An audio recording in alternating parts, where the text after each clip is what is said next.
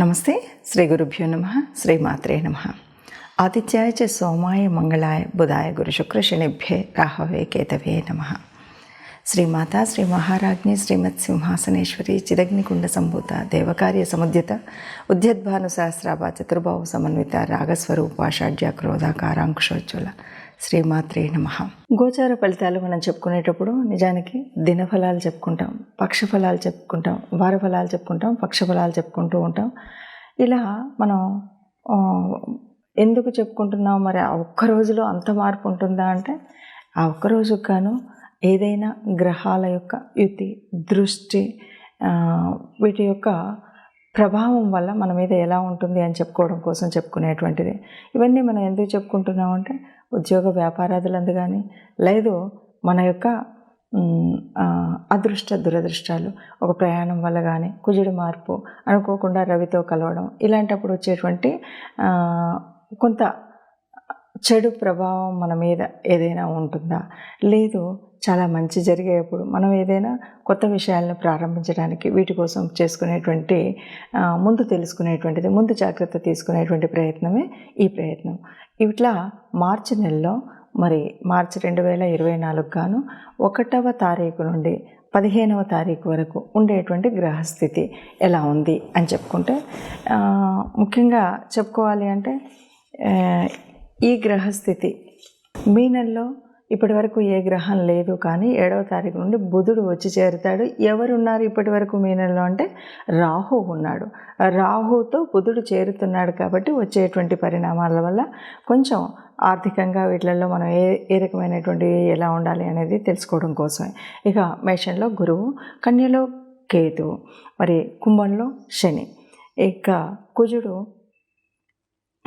దాదాపు కుజుడి యొక్క మార్పు మనం చెప్పడానికి లేదు. ఎందుకు అంటే మకరంలోనే ఉంటాడు. కుంభంలోకి ఒకరోజు చివరి రోజు 15వ రోజు వరకు ఉన్నాడు. ఆ సాయంత్రం అంటే కుజుడు మనకి చివరి లాస్ట్ రోజు కుజుడు మార్పు. శుక్రుడు 7వ తారీఖు కుంభంలోకి వచ్చి చేరుతాడు. రవి కూడా చివరి రోజు మకరంలో నుండి కుంభంలోకి చేరేటువంటి పరిస్థితి. ఈ నెలలో మనకి అంటే ముఖ్యమైనటువంటివి ఏది చూడాలి అంటే, మొదటి పక్షంలో చూస్తే కనుక అమావాస్య మాత్రం ఉంది. అలాగే శివుడి యొక్క దినమైనటువంటి శివరాత్రి మనకు మొదటి పక్షంలో కనిపించేటువంటి మార్పులు చేర్పులు. ఇలా ఉన్నటువంటి గ్రహ పరిస్థితుల్లో మరి ద్వాదశ రాశుల వారికి ఎలా ఉంటుంది, ఒక్కొక్క రాశి వారికి ఆర్థికంగా, వ్యాపారపరంగా, లేదు ఉద్యోగపరంగా, సంతానపరంగా, వివాహపరంగా ఏ రకమైనటువంటి పరిస్థితులు ఉంటాయో చూద్దాం. తదుపరి రాశి మకర రాశి. మకర రాశి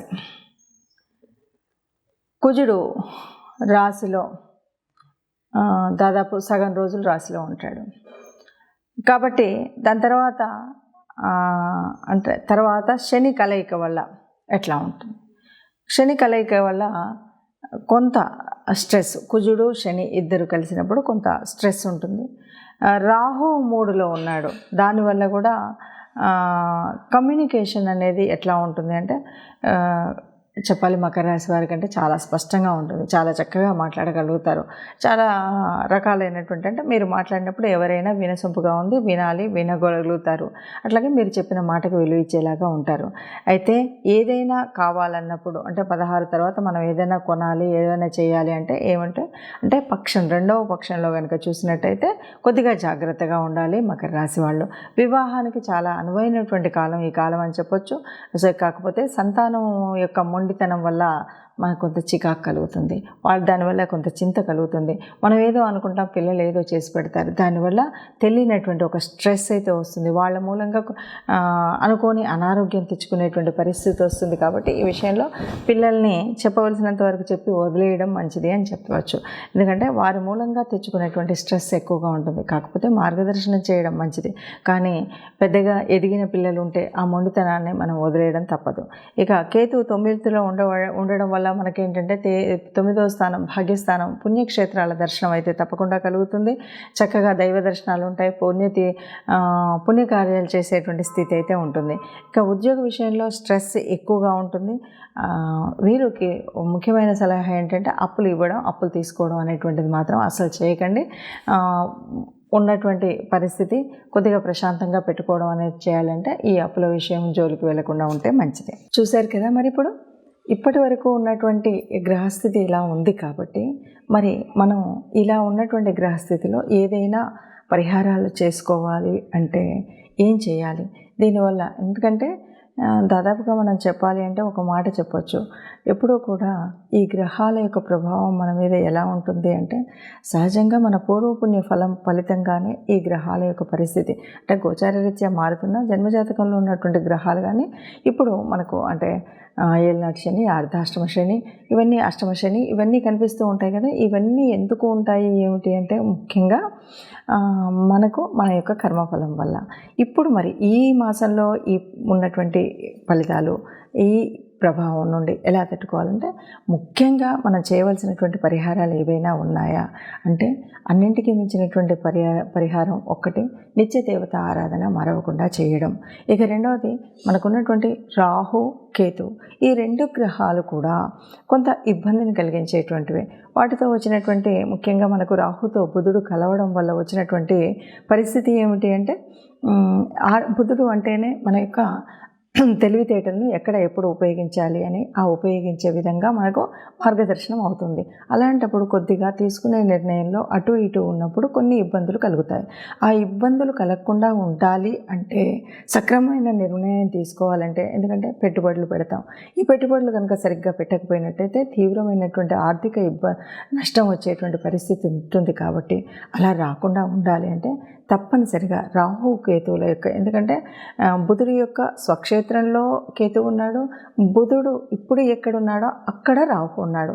ఈ రాహు కేతువుల మధ్యలో నలిగిపోయేటువంటి పరిస్థితి రాకుండా ఉండాలి అంటే తప్పనిసరిగా రాహు కేతువుల ఆరాధన చేయవలసినటువంటి పరిస్థితి దాదాపు ఈ 15 రోజులు అందరూ చేస్తే మంచిది. ఎందుకంటే బుధుడు అనేవాడు అందరికీ ఏదో ఒక చోట బుధుడు ఉంటాడు. కాబట్టి బుధుడు అనేటువంటి వాడు వ్యాపారానికి, మాట తీరుకు, ఒక ఆలోచన పద్ధతికి ఉంటాడు. కాబట్టి ఈ పరిస్థితిని మనము రాహుకేతువులకి దీపారాధన కానీ, రాహుకేతువుల జపం చేసుకోవడం కానీ, మంత్రం ఉచ్చరించడం కానీ చేస్తే మంచిది. అలాగే ఏళ్ళనాటి శని ప్రభావం పడుతున్నటువంటి రాశులు కొన్ని, అంటే శని ఇప్పుడు కొద్దిగా శనిగ్రహ ప్రభావం వల్ల ఇబ్బంది పడుతున్న వారందరూ కూడా శని గ్రహం దగ్గర శని మంత్రం చదవడం ఇలాంటివి చేయాలి. లేదు ఎక్కడైనా సరే గోశాలలో గోగ్రాసం ఇవ్వడం. ముఖ్యంగా కార్మికులు ఎవరైనా ఉంటే వారికి ఏ రోజైనా ముఖ్యంగా శనివారం రోజు పిడికెడన్నం పెడితే మంచిది. ఇంకా అన్నింటికీ మించి కుజుడు, ఇక్కడ కుజుడు, శుక్రుడు, రవి వీళ్ళంతా ఒక్కచోట ఉండడం, ఏ ప్రభావం తెలియకుండా ఉండడం, రవి ప్రభావం వల్ల కొద్దిగా ఇబ్బంది కలగడం ఇవన్నీ ఉన్నటువంటి పరిస్థితి కనుక కుజుడు అంటేనే మనం కుజుడు సరి అయినటువంటి పరిస్థితిలో ఉంటే మంచిది.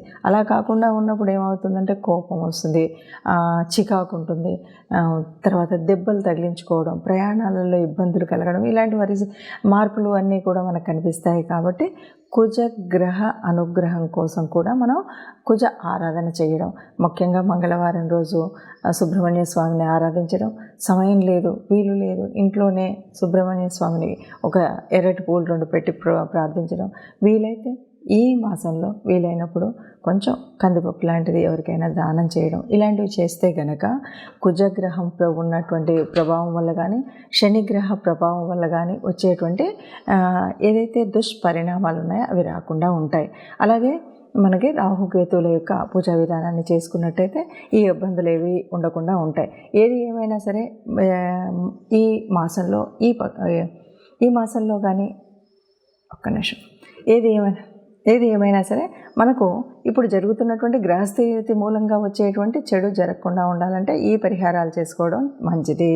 అలాగే అందరూ సుఖంగా ఉండాలి, అందులో మనం ఉండాలని భావిస్తూ సర్వే జన సుఖినో భవంతు. నమస్తే.